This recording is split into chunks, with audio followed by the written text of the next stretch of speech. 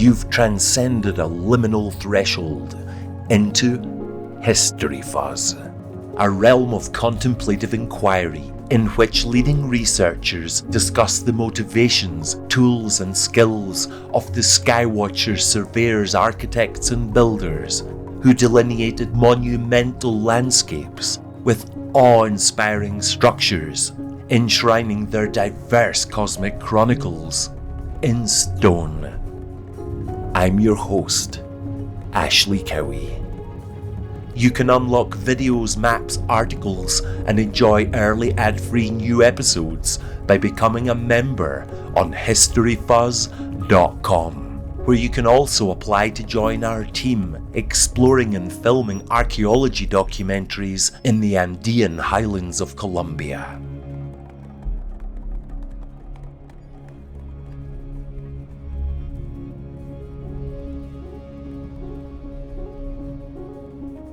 Dr. Richard Friedman is an expert in Geographic Information Systems who integrates aerial technologies with remote sensing and ground surveying at archaeological sites. In this episode, we return to the Chaco Canyon in the US Southwest, where Richard outlines the astronomical, geographical, and cosmological aspects of this vast assembly of tracks, roads, ways, sacred structures, and underlying alignments. Richard explains that the monumental landscape not only reflects aspects of the night sky and the cycles of the sun, moon, and stars, but it also served as a complex map of the perceived indigenous underworld.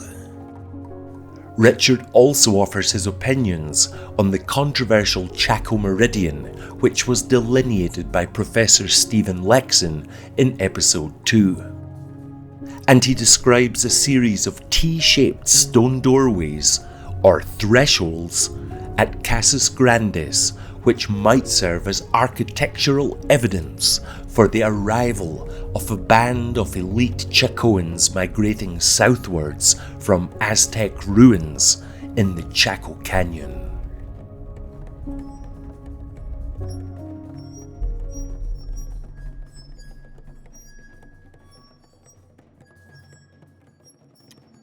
The reason we're talking, Rich, is because 3 weeks ago I interviewed Dr. Stephen Lekson. He brought you up and indeed put me in touch with you. And since then, yesterday I spoke with Robert Weiner, and indeed he pointed towards you. And yesterday after Robert, I talked with a Dr. Edward Bernhardt, and we were about an hour and 15 minutes in. And I asked him a question about the Chaco Canyon, and he says, "You've got to talk to the master. You need to get a hold of Rich Friedman." Do you know how much he glowed when I said, "Yeah, that's happening tomorrow afternoon"? Wow. That's amazing in itself, yes. Look, nothing like putting a guest under pressure. Right, yeah. What I'd like you to do is start by discussing your 2021 paper, Chaco's Greater Landscape Revealed and Recreated with New Technologies. Okay. What I've done for years is used Geographic Information Systems and remote sensing to kind of help understand what we see in Chaco. And I tend to look at, I prefer to see a site that hasn't been excavated rather than one that has, because then I can see what's happened to the site over time. And looking at that, then you can kind of determine what's natural and what's built environment, and where they've decided to modify the landscape.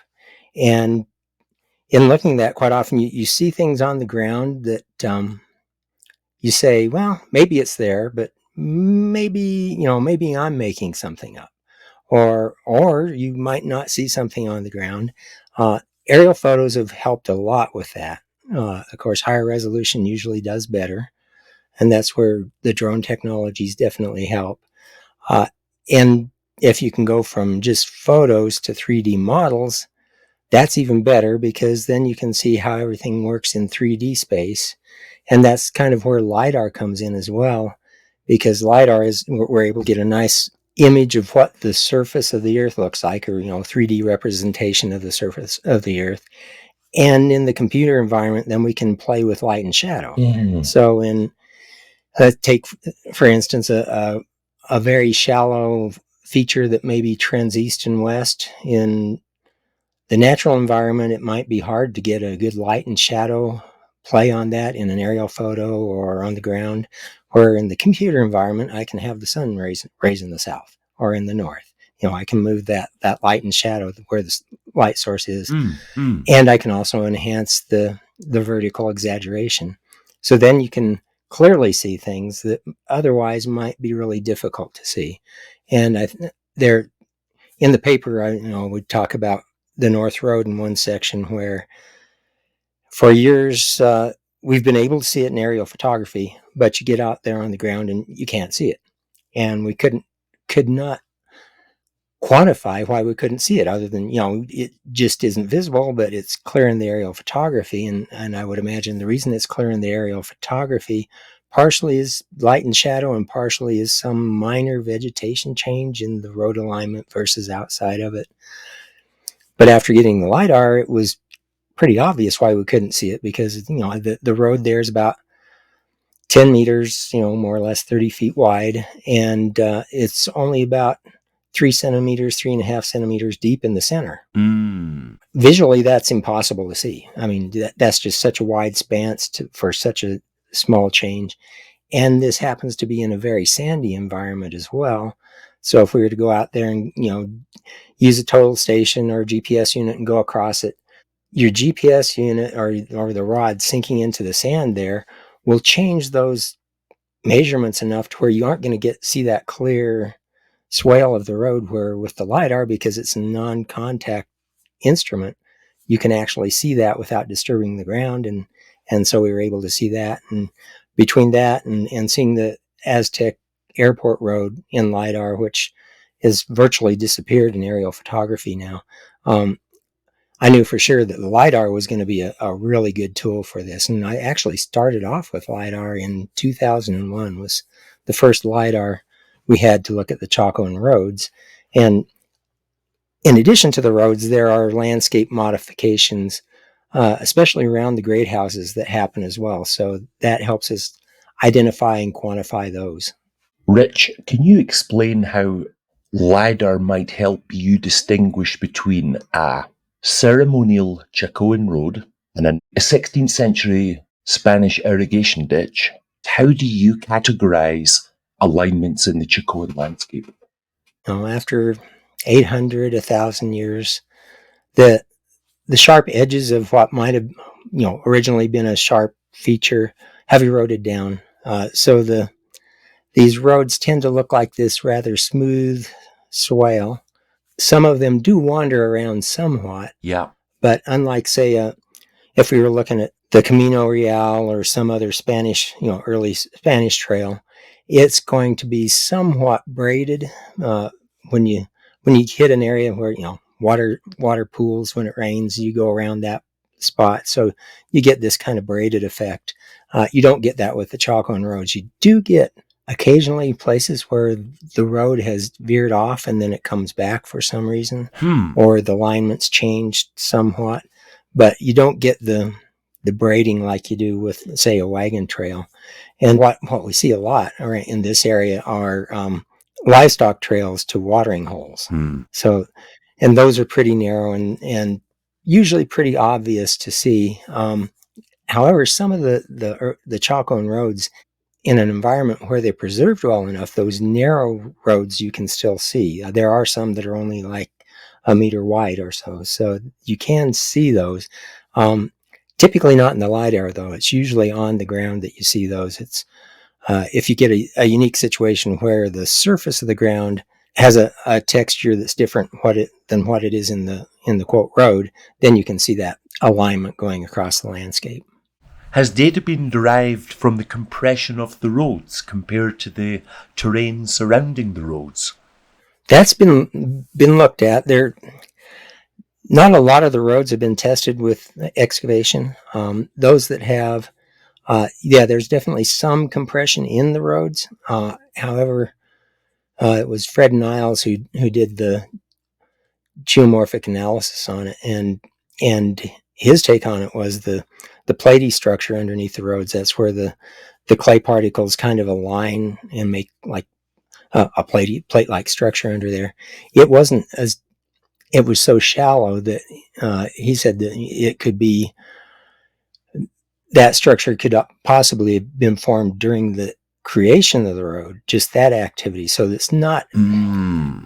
Those that have been tested don't show a lot of use, very minimal use at best. I live in the highlands of the Andes in Colombia. For the last 6 years, I've been mapping the ceremonial holy roads of the Muisca civilization. Mm-hmm. And similarly, there are, connecting the chief temples of the sun and the moon, there are roads which Spanish chroniclers said were never travelled upon but twice a year by the Zipa in Bacatá, the ruler.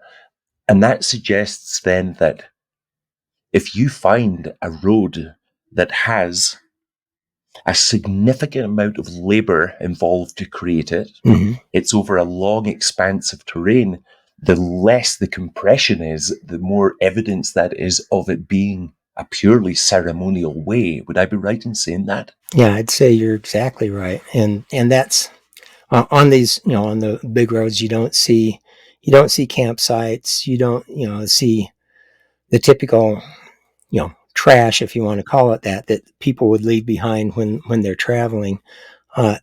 They're really unusual in that you don't see those types of things. So yeah, and there are other features alongside. I actually watched one of your videos on that road, and watching it, I saw features in there. It's like, oh wow, that looks familiar. The kind of little like square box like platformish features, you see those on these roads as well. So I think, yeah, definitely there are some real similarities between the two, and I don't think of them as really being, a trade and transport or even large group pilgrimage type roads. They're more like a connection of one place to another, and maybe used occasionally for specific people to travel down to do specific things, and not a general mode of transportation. And rightfully called by the Spanish Camino Reales, royal roads. Mm-hmm. I should tell you, I explained this to Rob Weiner yesterday. It's quite interesting. An archaeoastronomer from Bogota, Dr. David Juan Morales, wrote a paper in 1998 about not only the astronomical alignments in Muisca 12th century Colombia, but also the mythologically derived alignments which connect important waterfalls, bends in rivers, miradores especially, enhanced rocks that jut out, and from Inca Peru to Colombia, they're known as huacas, Mm-hmm. which would be a natural feature enhanced to manifest the latent energy within the site, which Rob said beautifully yesterday, whereby a site might be switched on in the rainy season when it's flowing and then switched off. Do you involve these natural huacas and sites in your interpretation of the Chaco landscape geometry? Oh, definitely. Yes. Yeah. There's a classic example is at the Chambers Great House. It looks like it's probably a single road. In aerial photography, it looks like a double road, but I think it's actually single road, and the material that was used to build the road was moved to one side, which makes it look kind of like a double avenue. But the road goes from a Chaco period great house to a post Chaco period great house, but it actually goes right beside that to a spring, and that spring is a Navajo sacred place today. And so it looks like, yeah, it's going right to that spring. And again, it's not this is bigger than what you would make for going to get water every day. This is a very large feature. So they're connecting that great house to that spring symbolically. There seems to be a propensity of associations with water. Mm-hmm. I certainly know Rob Weiner and Steve Lekson, and I'm sure you two understand the profundity of the proposition. Yes. And my next question must be based on Rob's. I thought it was fascinating. He said that these roads in the Chaco Canyon appear to have not been concerned with the irrigation of water. They weren't conical. And that suggests that water perhaps lay in these roads. Do you think when water lay in these roads, they were switched on, perhaps indicating a seasonal moment of importance in their cosmology or not? Very possible. Yeah. Yeah. Many of the Native Americans, and definitely the Native Americans in this region, all have emergent stories, where they've come from the underworld. You look at a spring, a seep, anything like that, that's the water coming out from the underworld. And the underworld typically is, a watery place. And so I think, the water in those roads is probably a very strong connection. And just through, what comments that have been made and other experiences, it looks like it's beginning to look like some of what's happening with the great houses, which are some sort of monument or temple, and the roads, that this is some sort of map of the underworld as well. The upper world is reflecting their belief of what's there in the underworld. Is there any form of supporting evidence in the carvings or in the symbology on the artifacts that indicates or makes use of predominant archaeoastronomical azimuths that can be seen in these roads or structural orientations? Yeah, definitely. There are alignments of the buildings to, solstice, equinox, and then the lunar major and lunar minor, lunar max, lunar minimum. And the roads, there are some roads that also do that. Skunk Springs Great House, there's a road that goes out of it toward Chaco Canyon, and on the winter solstice sunrise, it rises on the horizon right in that road. The same with Pueblo Pintado, which Rob may have told you about that when we were out there. It's a road that doesn't fit with with what the solstice should be, or what the lunar major should be. It's kind of halfway, or lunar minor should be. It's kind of halfway in between. And it's one of those things, everybody goes out there, you remeasure it. Why is it there? It doesn't make sense. And just happened to be out there one day. We didn't plan to be, with Rob and his advisor when he was working on his doctorate. And we're looking at some other things that I thought that are good alignments for the solstice, but they just didn't seem to fit right. And at the same time, we all you could see the light bulb go off in all of our heads. It's like the big road. So we went over there real quick, and sure enough, the sun sat right in the center of that. And where it sets is the entrance from the east to Chaco Canyon, which is, talk about poetic. Did you see it setting on the horizon yourself? Yes. Yeah. Oh. Yeah, down the road. And yeah, I've got a great photo of it. Yeah, it's pretty incredible. Well, Rob got the first photo. He was the only one smart enough to have his phone with him, because, he's in that generation where that's what you do.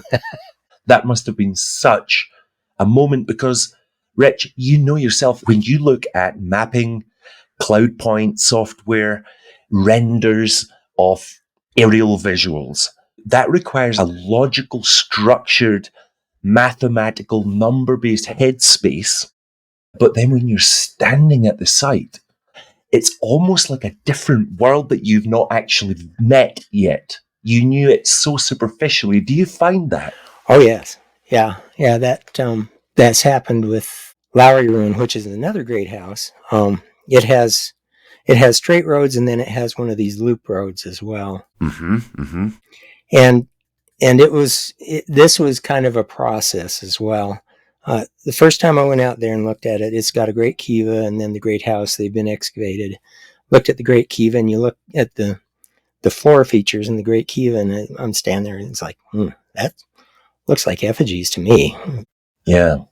And that was pretty early on, and I thought, but that's probably just me making things up. Then later on, I went out with John Stein, who's I should give the shout out to John, because I probably wouldn't be here if it wasn't for John.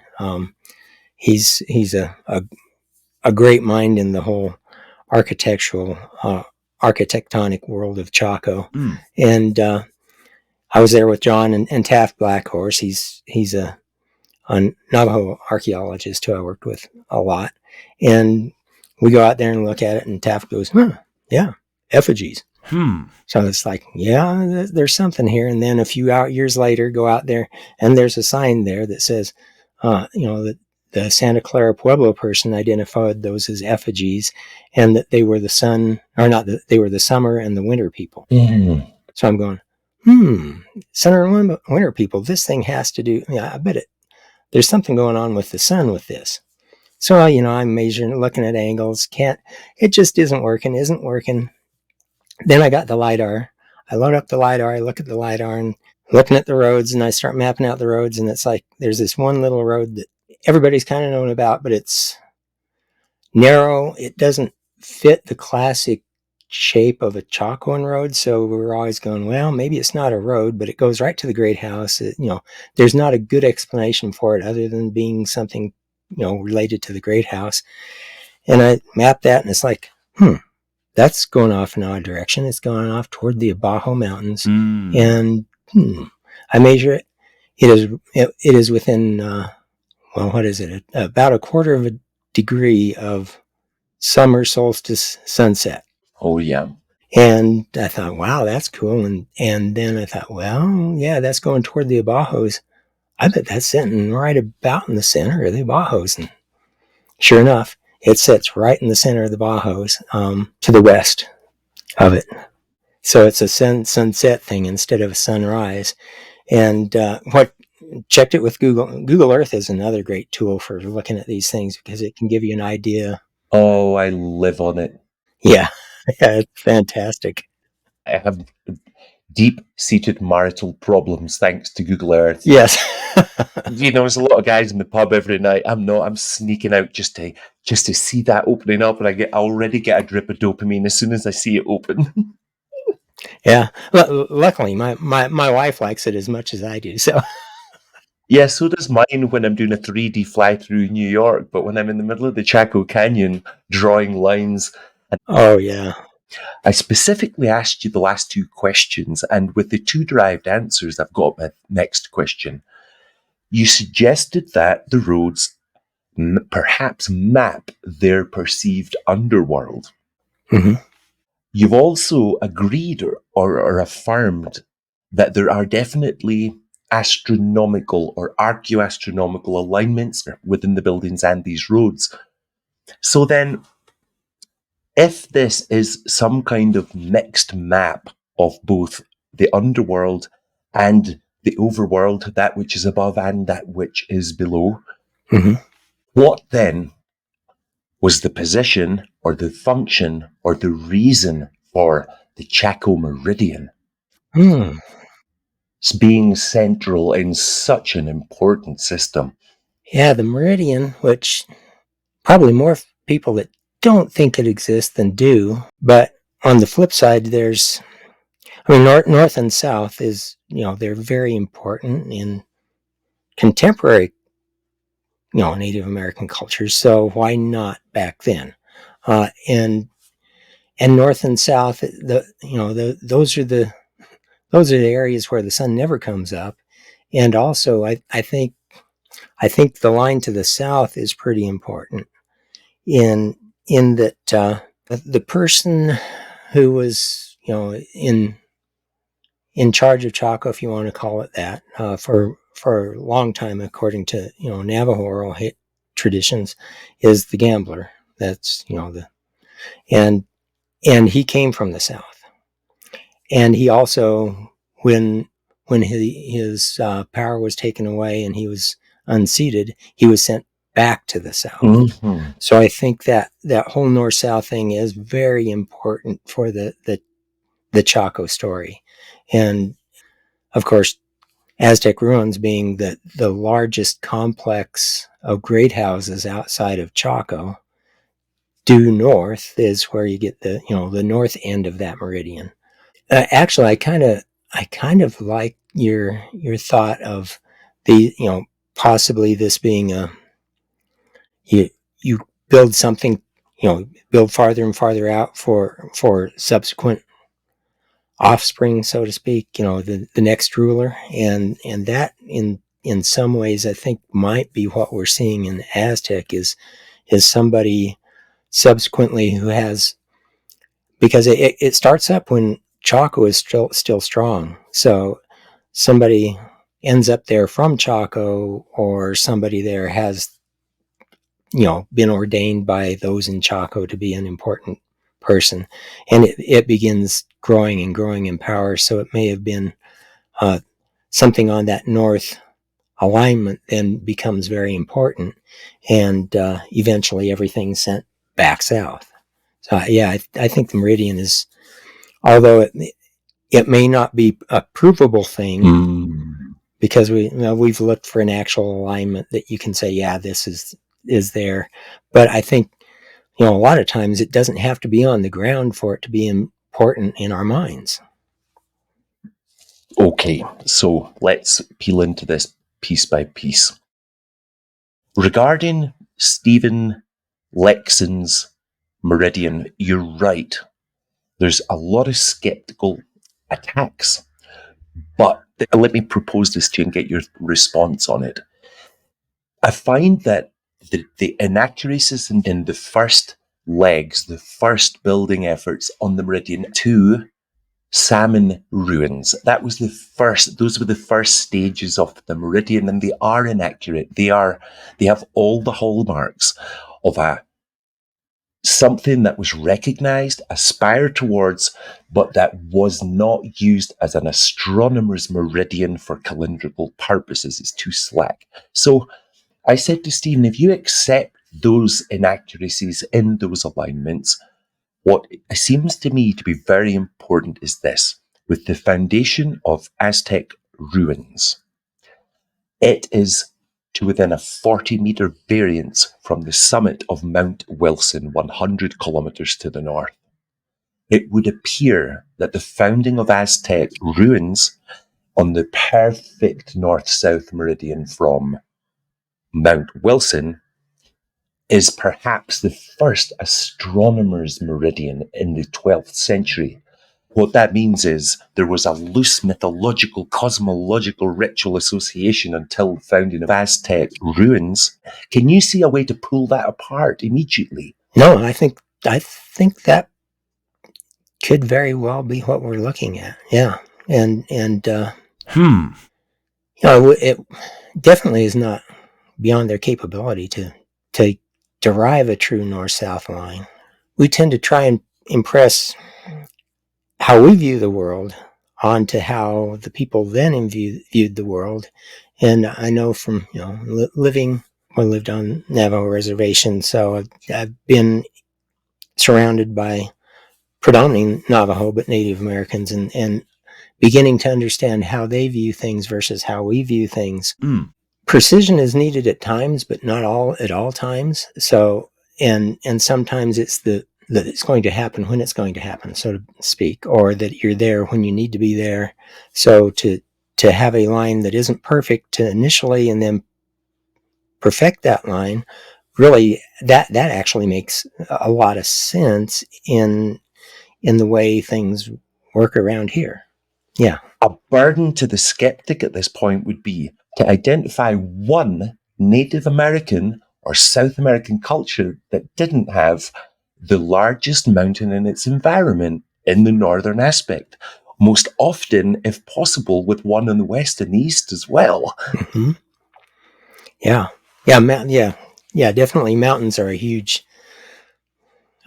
thing, are highly important. And having something in the north is, again, a very important thing.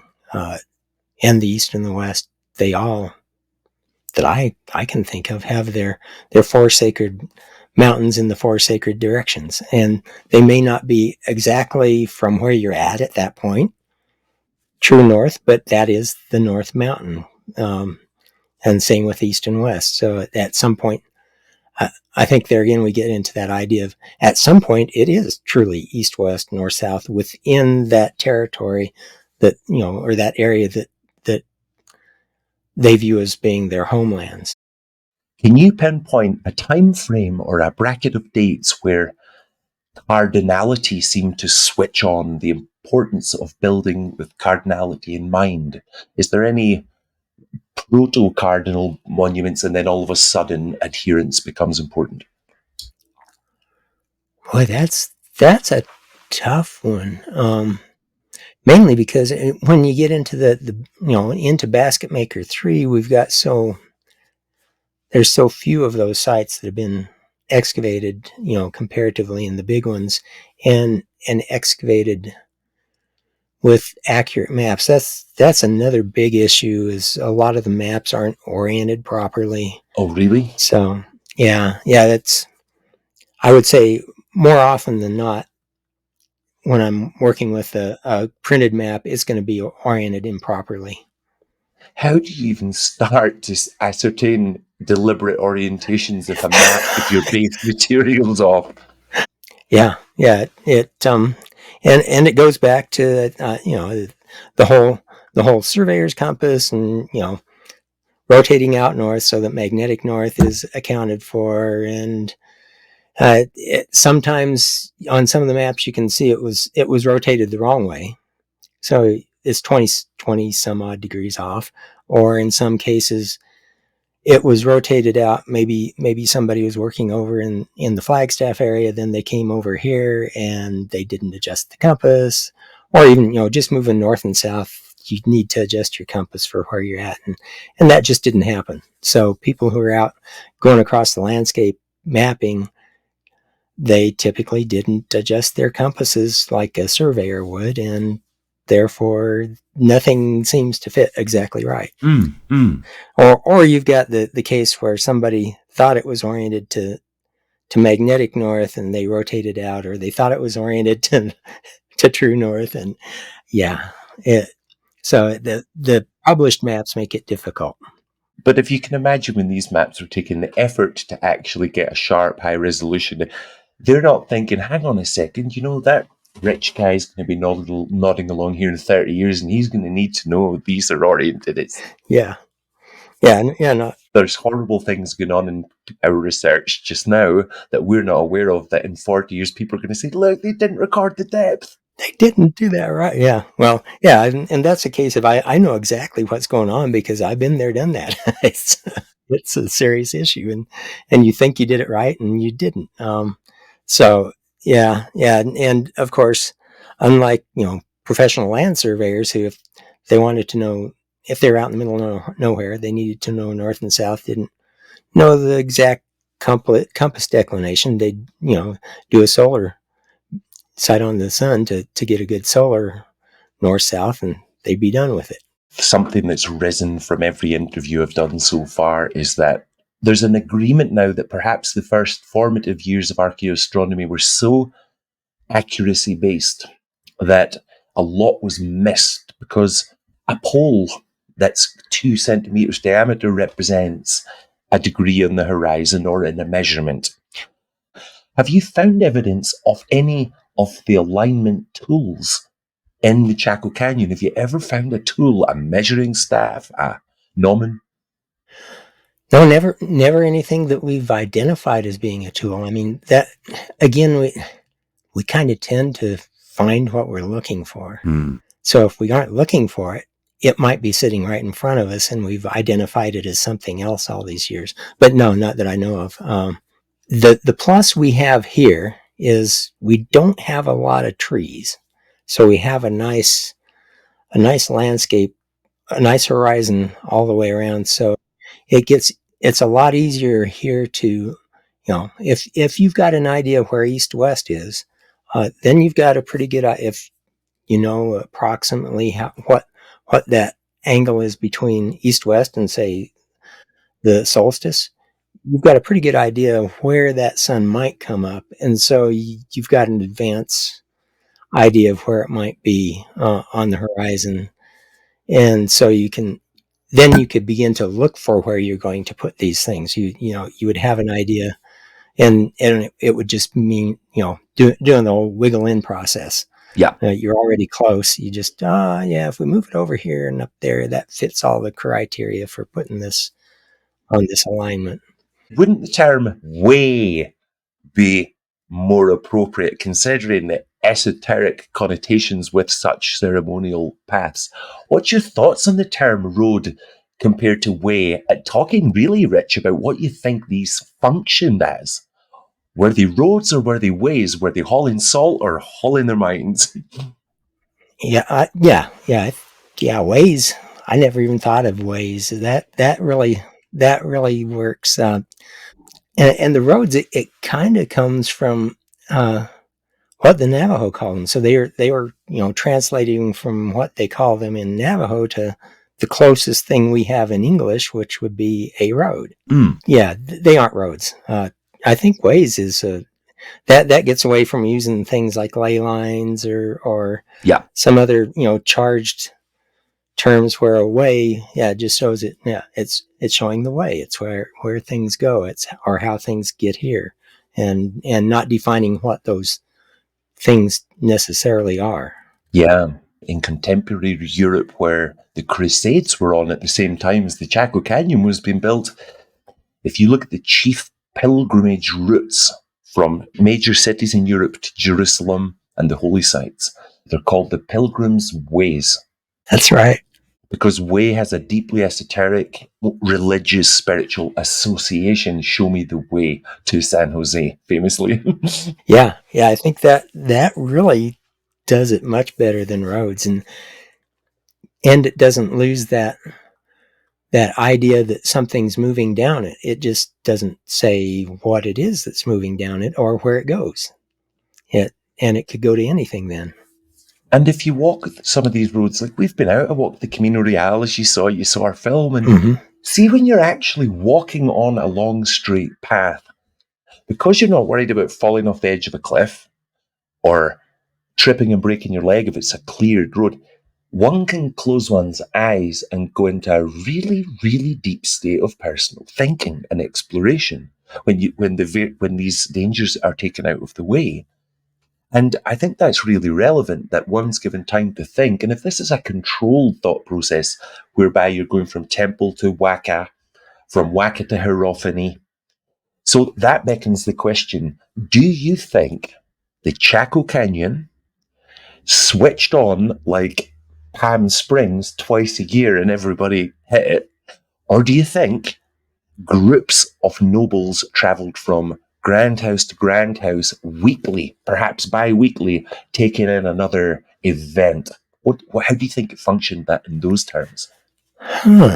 That's a good question. I guess I've never really tried to talk about how or think of people traveling down them, more just how they might function or what they might do. And I've always thought of them as power corridors. Yeah, yeah.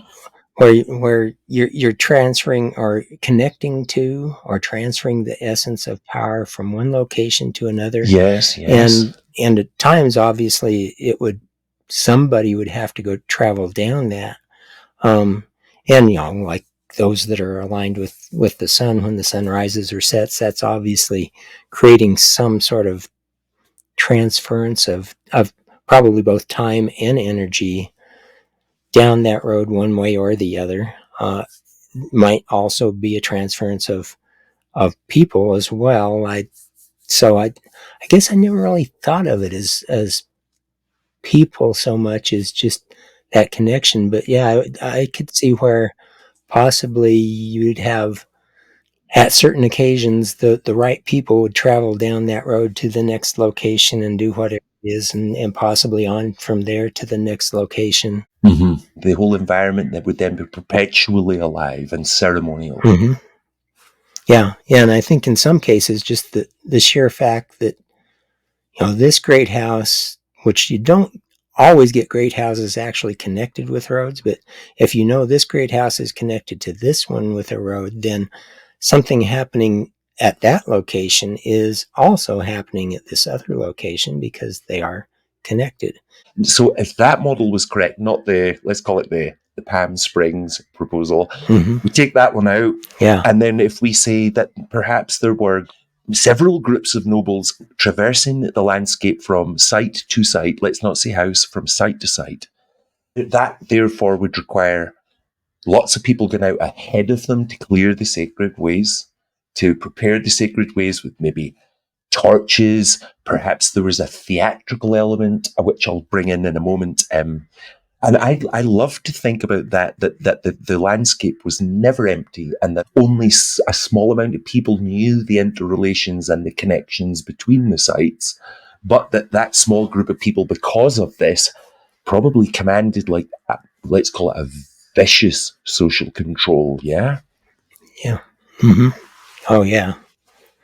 In Colombia, it was a matrilinear society. So when Aziba died, the oldest son of his sister became the next Ziba. But when the Ziba died, his entire direct family were sacrificed and buried with him. So they couldn't politically interfere in the next reign. Mm-hmm. I think to myself, is maybe this evidence of violence associated with a ritual that the nobles were undertaking on themselves, or is there evidence that the ruling class were committing violence on a lower class of person? I hope that question's clear. Yeah. The violence toward the end. It's obvious. It's happening. You don't get external artifacts to say anybody from the outside's doing it. So it looks like it is an internal thing. What's really interesting is you get, into the 1200s. Mm-hmm. You see the new structures built during that time. They're all where you've got the public architecture, the great houses or temples, whatever you want to call them. They're always intermingled with domestic sites. And then you've got some sort of defensive feature around that. So that's different than what it was before. It was just the great house. It kind of set off by itself and didn't have anybody else with it. So to me, it kind of looks like you're bringing people in that are then part of this whole protection structure, maybe. But at the same time, you still have these, villages or domestic sites that are outside that perimeter that are existing at the same time. So you've got people who are living in a walled, protected environment, other people who aren't. So is it the other people who aren't who are rising up against those who are, or is it, like you're saying there, is it this group saying this group's got to go and that group, or was it maybe one very powerful group that said we're done with this whole Chaco thing, and they're systematically going through and making it stop? So yeah. Is there not genetic evidence to show that the people that these bones represent ate a terrible diet and that these people ate a great diet? Is that been done? Yeah. Yeah. Definitely those where there have been excavations, the great houses, they tend to be in much better physical shape, as far as they don't show a lot of hard labor. They are larger, better nutrition than the rest of the population. So they're definitely an elite within those structures, and not very many. A pretty small number compared to the number of rooms that are in the great houses. So it looks like it's definitely a temple or palatial type of existence that they're going through there. After having gone through that, if we accept that the Mount Wilson to Aztec was the first very, very accurate north to south meridian, there must have been a purpose for having come from scattered north-south alignments to this very accurate alignment. Now, while the hugely controversial alignment between Aztec and Casas Grandes, this 700-kilometer extension, does get attacked, if you accept that Mount Wilson was the inspiration, Aztec was the first manifestation, Casas Grandes is less than 0.4 of a degree from that meridian, Mount Wilson. Oh, yeah. So therefore, might they have needed to use Mount Wilson as a meridian because they had big plans on moving south? And what can you see on that meridian as you move south? Our fixed northern indicator on the land, as far as the eye can see, representing that north celestial pole in the sky, Mount Wilson. That supports Steve Lekson's claim. Yeah, it does. Yeah, I think what you got there is, that's it. Not a skeptic has identified this as a fact. All they've done is saying impossible, can't do it. The landscape between the two doesn't permit it. Too many back sites would need to be taken with tripods. But now Steve could argue and say, nah, they just use Mount Wilson in the north, snowy cap, reflecting off the moon. They could see it for perhaps 60 miles, but enough to get that meridian tight and established as they transferred south. What do you think? Yeah. Oh, yeah. Yeah. And all you need to, for something like that, you need to, have your visual point where you go to in the distance. You follow it to there. Once you get there, you establish north again, north-south, which is easy enough to do on the fly with a stick and a string using a gnomon. It might take you, it'll take you a day to get a good north-south alignment because you got to do it fairly early in the morning, about the same time in the afternoon. You just wait till the sun crosses that line again, that distance on that string. Then you've got your east-west, and far enough out, you can divide your string in half then and get your north-south, and you're off and running again. So yeah, I think it's pretty good. Plus you'd have, even though the North Star isn't exact, it's close enough that then you could use that as a verification that, yeah, your north is good. You know about how far off of north it should be. So you look at what your north is, you turn around and you look at the North Star at night, and if it works, then you use that alignment. If it doesn't, you wait till the next day and you redo it till you get it right. And that patience is we typically wouldn't want to be that patient, but for Native Americans, that's part of life, is being patient for the right thing to happen. And they would have pulled such plumb alignments as we would open an app today. Mm-hmm. They would have been so proficient at it. Oh, yeah. Or they could plumb to a circumpolar star when it's in the east and the next night in the west, and then dissect it, and they can follow it. So they might have 4 or 5 people, specialists in different measuring methodologies and ways to see and think. Oh, yeah. That today we can't even conceive. We say ancient cartographers. Yeah. What does that even mean? It's so broad. So, accepting then that we do have a really tight north to south meridian that could function as a way of finding your direction south. Have any artifacts been discovered in Casas Grandes or in the Chaco Canyon that show a transference of ideas? Dare I say it, religious ideas or notions? Is there anything evidential or tangible to support these ideas?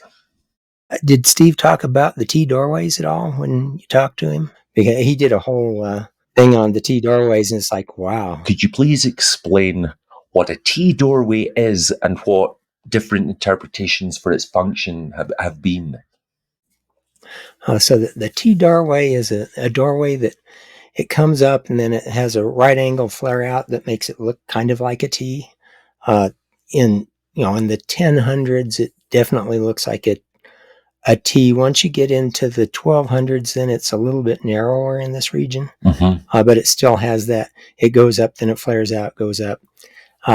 There are several different things for what that, guesses at what it might have been used for, because we don't have any good obvious artifacts that say, yeah, that's what it is. One of them, of course, will be, so that somebody with a feathered or a wide headdress could go through that door without taking it off. There are a few, not many, in the Maya world. And there it is, a portal to a different realm. So the T doorway functions as that point where beyond that door, you're going into a different realm, into a different world. And in Chaco, that may be the same function. Most of them tend to be on the outside, or at one time on the outside, so they would be a entryway into the building at that point.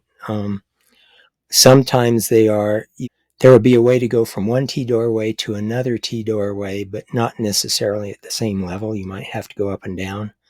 But yeah, I think that given the other things that we see there that are from the south, that transference of this being an entryway to a different realm would work. And if that's the case, if that's the case, then obviously the shamanism going on in Chaco is highly reliant on those T doorways. And then the transference of those T doorways, if indeed Chaco does move south along that meridian to Paquimé, then all of a sudden those T doorways showing up down there, that is a connection of an ideology between the two that to me was when Steve talked about that was when all of a sudden it's like, oh, now that to me is really important, because those T doorways are really they look like an important thing up here for the religious structure. So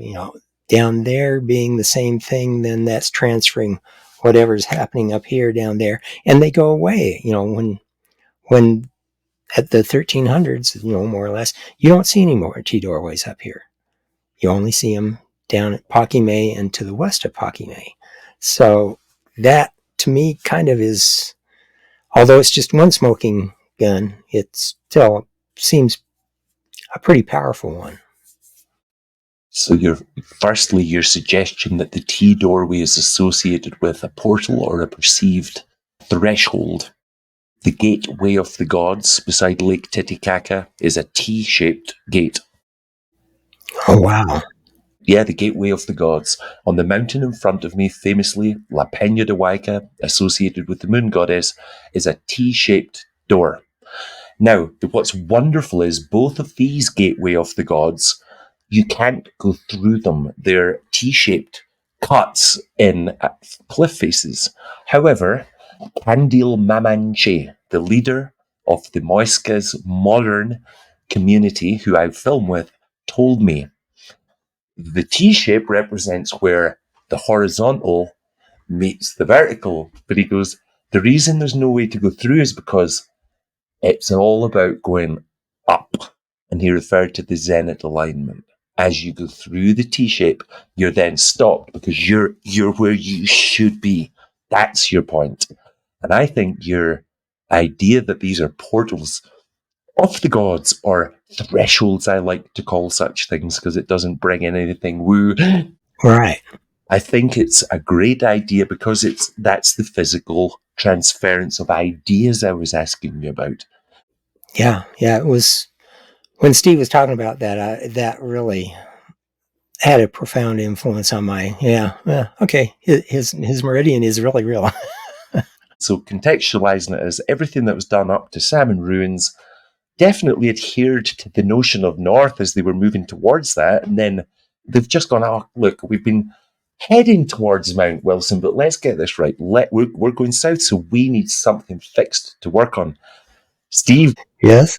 So this is what he does at the end of my interview. He goes, it continues southward to Culiacan. Oh, wow.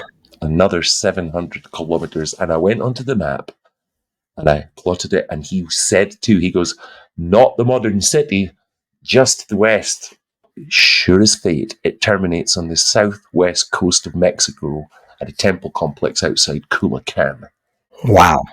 What is your immediate thought on that? Because he's going to be loving the fact I've put this one on you. Is that even possible? So it's just over double the distance, the same again. Is that possible? Yeah, I think they had the time and the capability if they had the desire. Yeah, definitely possible. And he's convinced.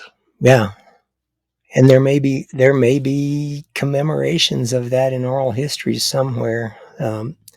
My guess is that they're pretty deep-seated knowledge that we may never hear about, but it may be there. There are also connections, with the groups up here to the south. I know, that there is a table word for the Amazon. So, that's there. they know about each other and they know about the place. So having a meridian go that far north and south. Just another thing to throw out there. I can't really talk about the story, but I can talk about, an oral history about what happens with Pueblo Alto, which is just above Bonito, and Sin Kletzen, which is on South Mesa, due south of Alto, and Canopus is the star Canopus is involved in this, and it comes up, over Sin Kletzen from Pueblo Alto, and that's an event that happens on winter solstice. That's that's the second brightest star in the sky after Sirius, and at that time of year, what was it, at 10:10? If you look at 10:10, at almost midnight, approximately midnight, Sirius is directly over Canopus, over Sin Kletzen from Pueblo Alto, which again might give you an idea that since that's a southern star, not a northern star, that some of this ritual ideology in Chaco came from the south or had ties to the south because that star was important in Chaco. Okay, you've revved up the engine. So I proposed this to Rob yesterday, and I asked him, can you present me with evidence to show me that we've not got this the completely wrong way, and perhaps the meridian began in Casas Grandes, and they came north and founded Aztec on the Wilson Meridian. Is there a transfer of ideas up and down the meridian, perhaps? Yeah, transfer an idea is quite possible, or moving to the north. The Canopus, you can on a flat horizon, 37 degrees north is kind of where you can no longer see it. Okay, you won't be able to see it, which that's the Colorado-New Mexico border. But on an elevated horizon, you can see it. So that the northern boundary of the greater Chacoan world is pretty much the maximum extent to where you could see that easily on a elevated horizon. Yeah. So that may or may not. I mean, we might be Rorschaching the whole thing, but it might be an indication that somebody from the south, where that star was really important, was going north, but wanted to, as far north as they would go is as far north as they could make that connection to that star in the south, which if that star had some, some importance in the religion, then you wouldn't want to be out of sight of that star. So do you think perhaps somebody did come from the south? And we're not saying the meridian was built from the south to north, but someone coming up with star tech and arriving there could have one round the fire Kiva meeting and shift a cosmology. Oh, yeah. Do you think then that perhaps the meridian had a measuring function where it was actually used as a way to perhaps monitor that star? It's a wonderful idea. Yeah, very well could be. That again could be why this stuff is kind of where it is too, is because of what happens with Canopus and Sirius on solstice. It's that alignment of the two. There's your north-south right there. I mean, you're north-south and you're up-down.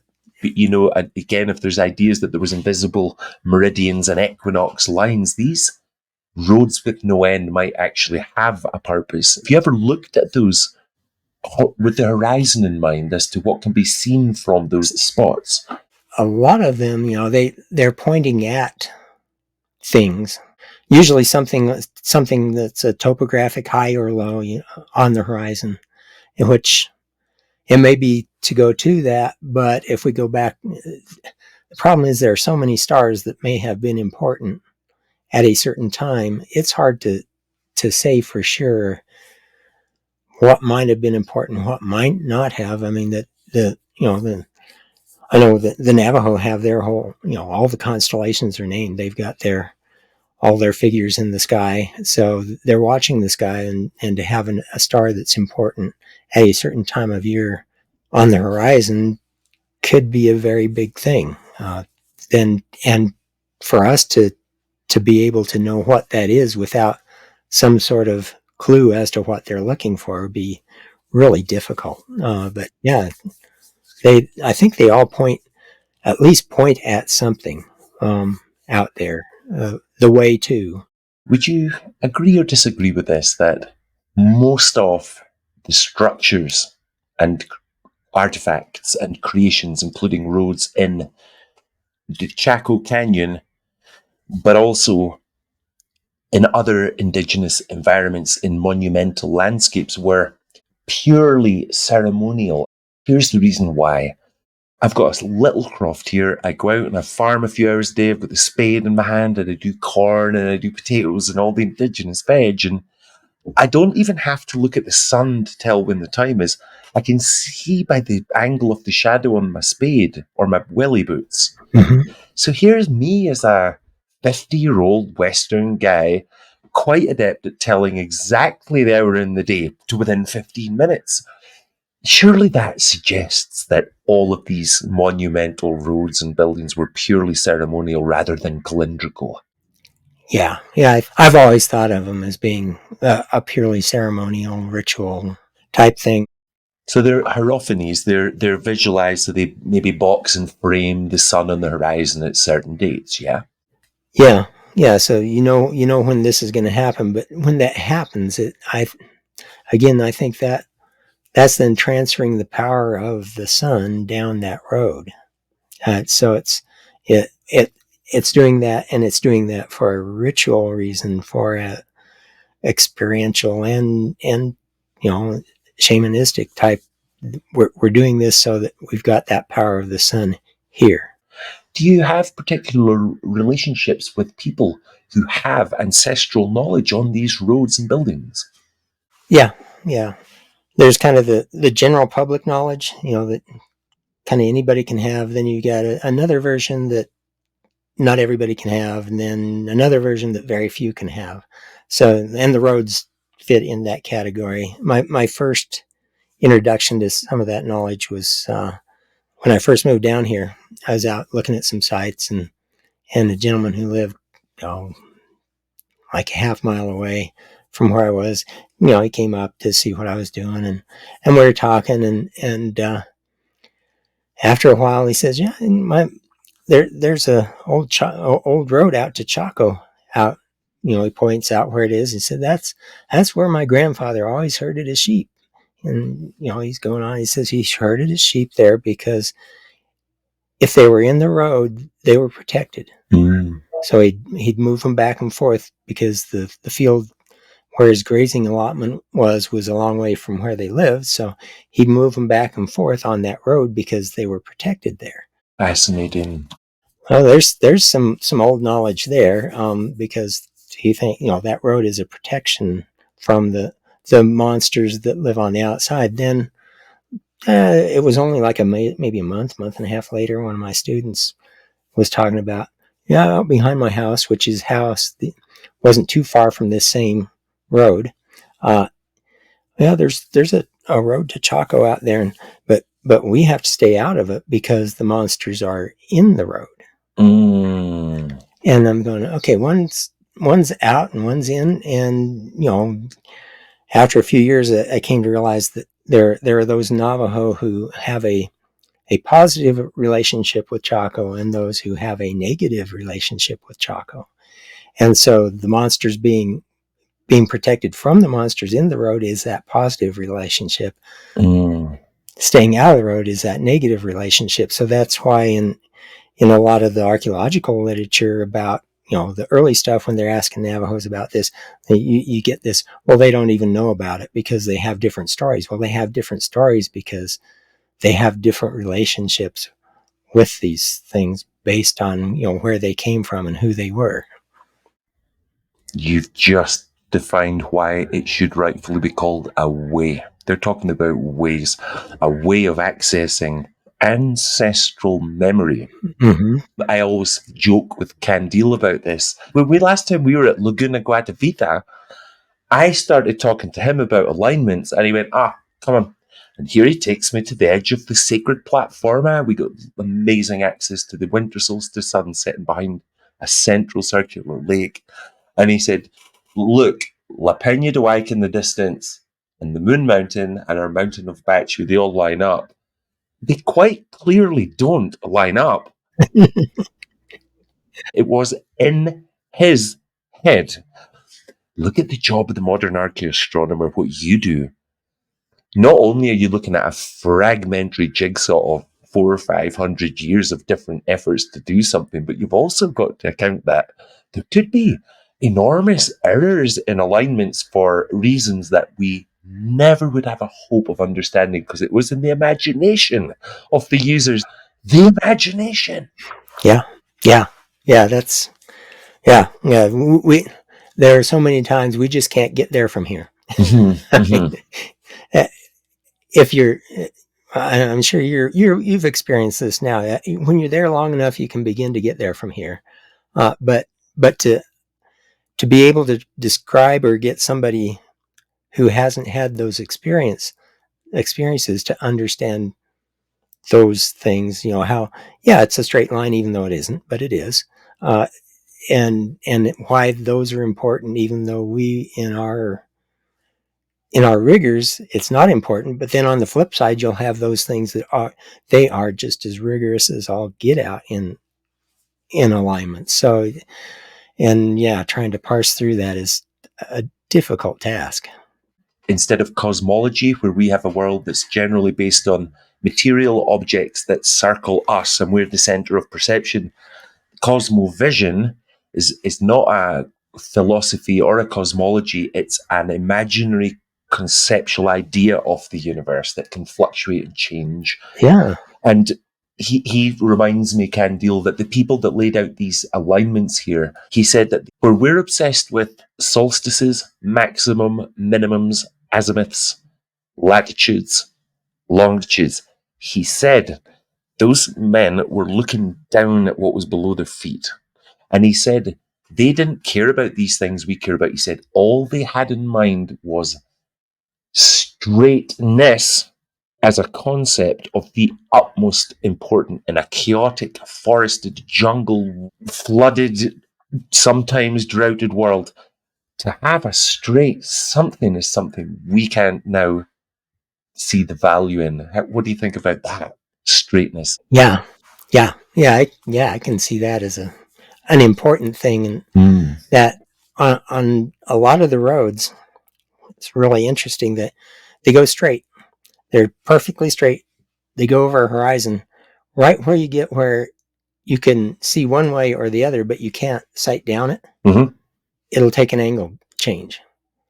So you don't see the change in the straightness. It has changed, but the perception is you're still on that same alignment. Oh. Even though it's been modified like a degree or 2 degrees, sometimes 5 degrees, so that now it's going to a different alignment, but it still seems you can't tell it's changed because you're going over a topographic break where you can't see one side from the other. Amazing. So the experience of the user would be always straight. Yeah. So anytime you looked at it, it was always straight. From either side, it's going to be straight. And even looking back from whence you've come, if you're coming over a ridge and you can't see the deviation, the illusion is that perhaps, Steve, where these are sections of maybe between 3 and 30 kilometer chunks, the people thought they're endlessly straight. Do you think that was part of the setup? Yeah. Wow. Yeah, I think so. That's wild. Yeah. So when you said that whole straightness thing, it's like, oh yeah, that's what they're doing here. Is they're keeping that thing to where it looks straight from wherever you are, even though it's not. And some roads, there's going to be some that aren't as good. They don't have that same effect, that theatrical element. But maybe great honor was placed in the ruler who could have his men do that perfect straight experience. Oh yeah. Maybe better than his grandfather's famous one. Oh, here's an aspect regarding straightness. There's a tradition in moist Colombia where before the crowning of a new ruler, he ran a series of ceremonial roads and he was given minimum food. Truth is, he was oversexed every time he stopped. It was endless. And they took him to a point of exhaustion in this life. So when he stepped on the raft, he was reborn. Mm-hmm. Is there any evidence of ceremonial racing? There's oral histories, definitely. The racing on the roads, yeah. And roads that are loop roads, or there are some perfectly circular roads. What other use would they have? I mean, I'm sure there's other uses they could have, but racing looks like a pretty dominant thing. And the gambler, he one of his games was a race game, or a couple of the games. So yeah, racing was a big thing, and it continues today. I mean, the groups here are just some of the best runners Really? in New Mexico. I know Gallup, which they were state champions for 10 or 12 years running, primarily Zuni and Navajo runners. Occasionally there was non-Zuni or Navajo in there, but primarily that. And yeah, it was never a question for the competing teams, were they going to be able to win? It was a question who was going to come in second. Yeah. I mean, that they were always working to come in second behind Gallup.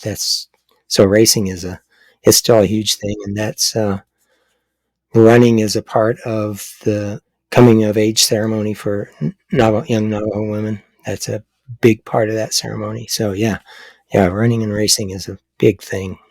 A lot of American archaeology has kind of moved away from using indigenous accounts, oral histories, because you get into the belief of things that maybe, energies, that sort of thing, that in our upbringing we don't believe in, so we don't want to do that. But in order to understand them, and understand what's going on there, I think you have to go there, and whether it's real or not, like you said, all it has to do is be real in the minds of the people who are there, and it's real.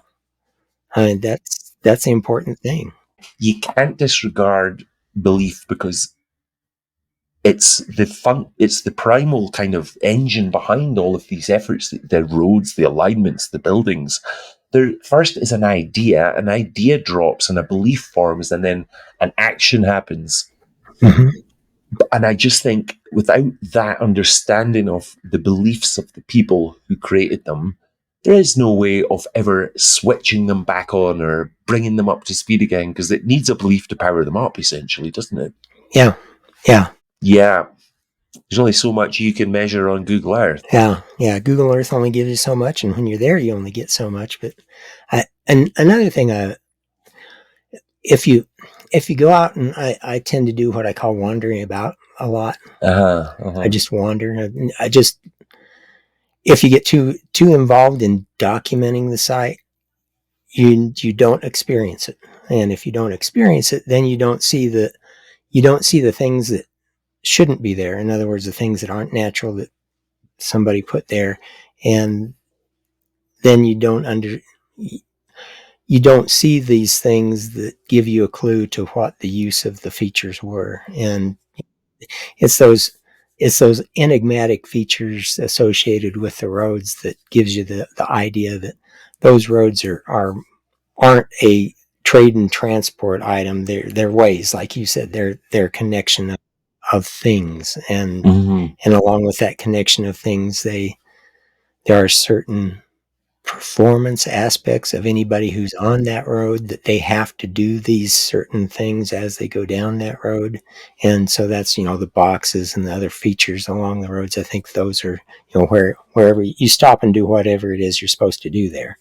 And then there, another interesting thing that we didn't talk about is some of the roads you say that it's going up a steep ridge, or not really cliff, but a really steep ridge where you really can't see what's on top. At the bottom where it goes up, sometimes they'll bifurcate, or sometimes turn into three. You get up on top, there will be the Eridura, which is a crescentic shaped masonry feature that is associated with roads.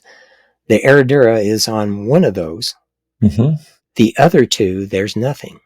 The road continues on with the one at the Herradura. At the other two, or other one, it doesn't. Which gives you the idea that there's some movement down the road, and if you take the right path, you get to continue. If you take the wrong path, Oh, that's it. oh, wow. That suggestion just butchered open the door in my brain. Uh-oh. What a wonderful proposition you've made there. So there was choices, there was some decisions to be made by the participants with different outcomes. I wonder what the outcomes were for the wrong ways. Yeah, because it just stops there, and there's not like a shrine there or anything. It just ends. That's it. Are there any signs of burials along the roads? Not that we know of. They could be there. It's just, they're out in the middle of nowhere so much that it would be hard to see unless it was in association with something we were already looking at, since there's only been a few trenches across them. My word, what lies beneath? Can I ask you if any artifacts have been found lining the roads to further establish the security of the roads? Not complete ceramic vessels or anything like that, but a lot of the roads have ceramic scatters in the road itself, and they're sherd scatters, so they're typically pretty small, maybe size of a quarter or smaller. Oh, part of the matrix of the surface, you mean? Yeah, just sprinkled across the road. So and what's really interesting, Rob, when he was doing his thesis, did an analysis on what was found on the North Road and what was found on the South Road. So the North Road, if it was trade and transport, you'd kind of expect the ceramics to be coming in from the north, and the South Road ceramics from the south. It was the opposite. The North Road had ceramics from the south. The South Road had ceramics from the north. Over 50% of them. So it's It's going right back to what we talked about this yep. bi-directional. Mm-hmm. Isn't that just fascinating? Yeah. So and some of the roads have petrified wood on them, and there's some that have what were limestone nodules, just chunks fractured off, kind of like similar to what you'd see somebody, when they start to reduce a big nodule of flint or something like that. And that's put along the road. And it's always limestone. Limestone is I'm not sure what the deal is with it.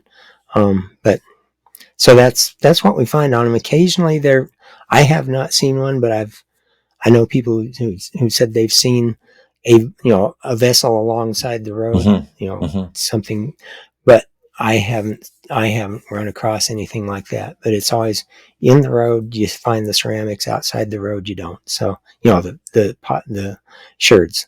So that's one of the ways we find them is in areas where we know that's what's going on. You do transverse transects across them and go back and forth, and then when you get a nice alignment of points, then that's the road. That's interesting. I used to do a thing when I first opened Google Maps. Because I knew it wasn't very accurate, what I would do is, say I was wanting to measure the variance between point A and point B, north to south, I would maybe do 4 or 5 goes at it, and then I would average my find. Mm-hmm. And I can't help but think when our forebears were pulling alignments, that there would have been a group, and it would have perhaps been done on average, because 4 or 5 people taking an alignment to the horizon can get really, really accurate when you dissect that average. Oh yeah, Really accurate, like within meters over several kilometers. It's quite impressive what a man can do with a piece of string, isn't it? mm-hmm. Yeah. Well, when I was young, I had to build some fences across the landscape where we had the point on either end, and somebody would say that's the direction you go, and put a post out there, and you do the same thing. You just start putting posts. Guy out there, You get them out there a long ways. You line up the post. Okay, there you are. He puts the post in, then you wiggle in between them. Do the same thing, and you could go a long way and have a nice straight line doing it that way. Just with posts. Yeah. Oh yeah. Yeah. I would imagine it. Probably it was surveyed ahead of construction. I would think that they went out and. Yeah.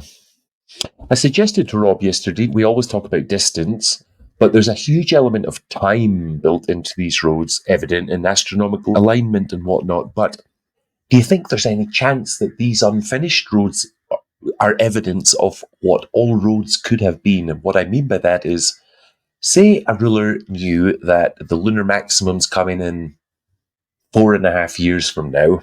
May he have said, right, my grandfather did that one down there, and I know you'll love it, but I'm having my own one.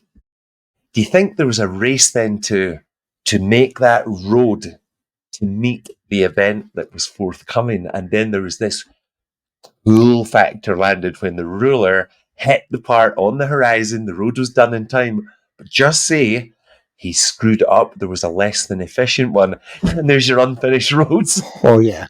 Yep. Very possible. Isn't it? It's like, oh, that one didn't work. Yeah. Oh my God, he's going to be really angry about this. The sun's at the spot and we're still got 4 miles to go. Yep. Excellent. Rich, I'm going to ask you, do you think there's anything that I haven't asked you or that you don't feel we've covered sufficiently?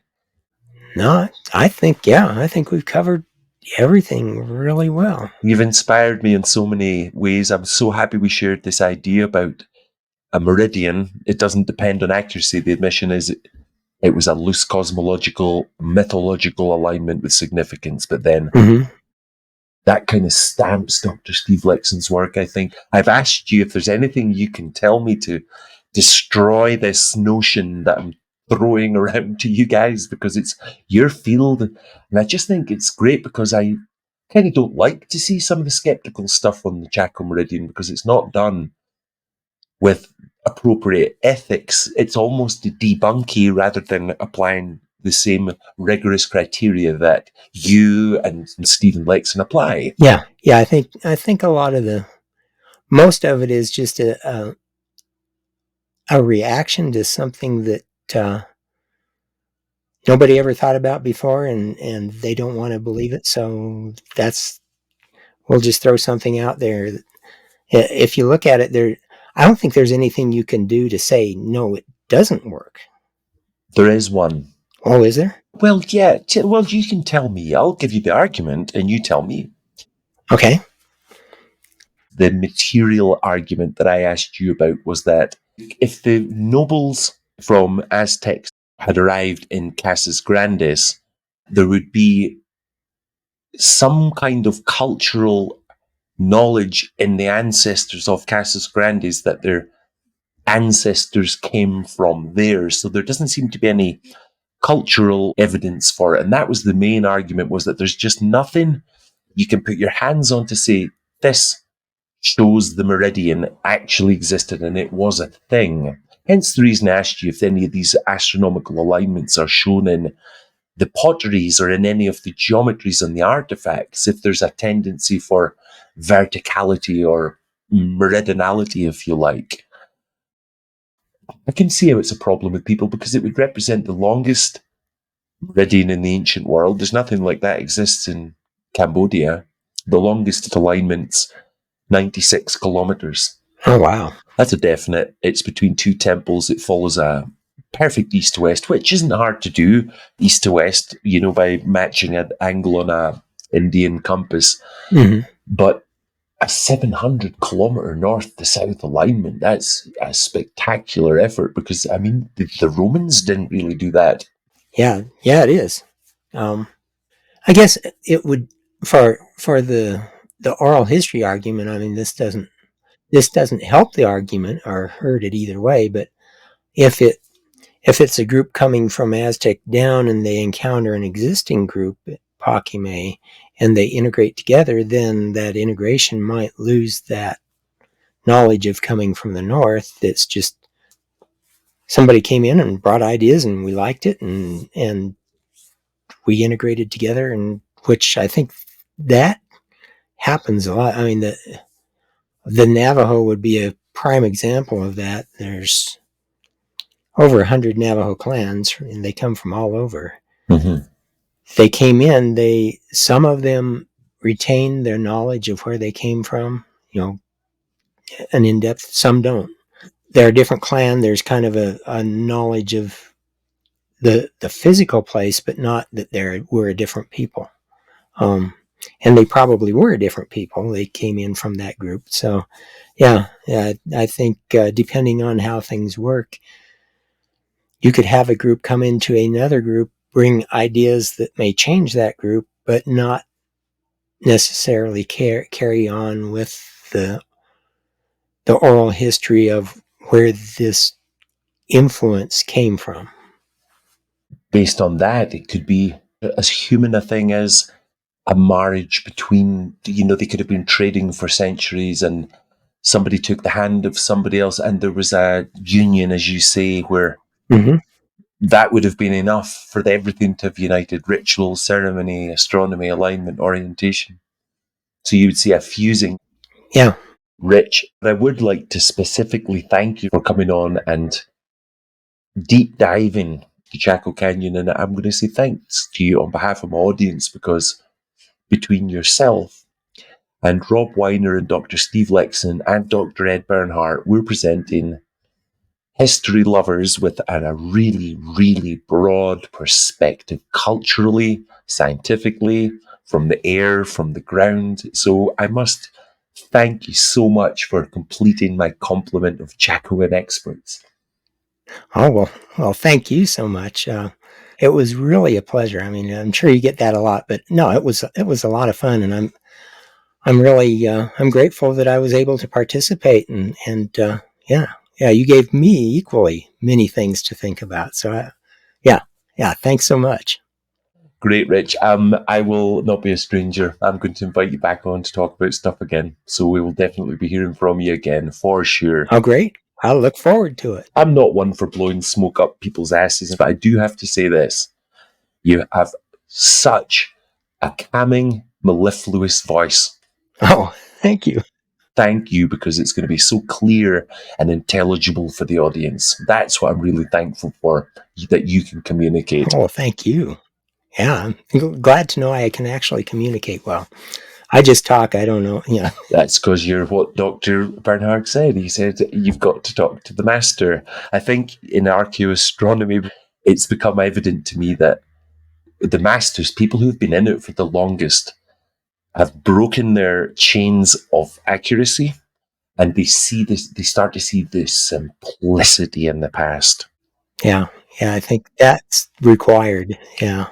It's perhaps not because they live simply, it's because we have got so much complexity.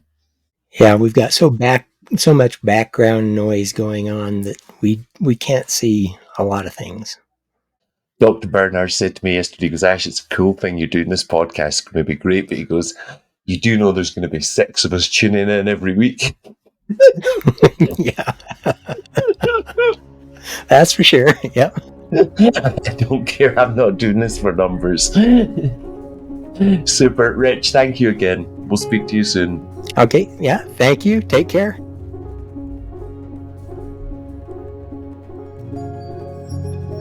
If you enjoyed this episode, hit subscribe, drop a 5-star review, or share it with a friend. And you can get in touch with me through historyfuzz.com.